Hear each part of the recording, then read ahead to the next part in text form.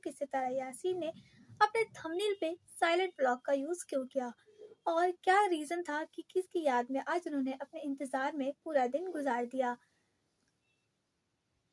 तो बिना देर किए हुए वीडियो को स्टार्ट करते हैं।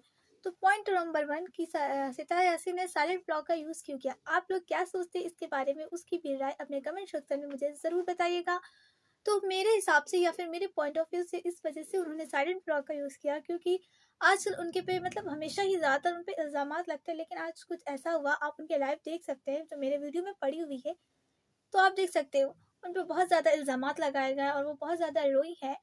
तो इस वजह से फिर भी उन्होंने कोई अपने क्लैरिफिकेशन नहीं दिया और वो स्टार्ट करता उन्होंने अपना व्लॉग और बिना उनको जवाब दिए स्टार्ट किया। इस वजह से शायद साइलेंट व्लॉग है। ऐसा नहीं कि वो अपने वीडियो में कुछ बोल नहीं रही है, बल्कि बोल रही हैं वीडियो में।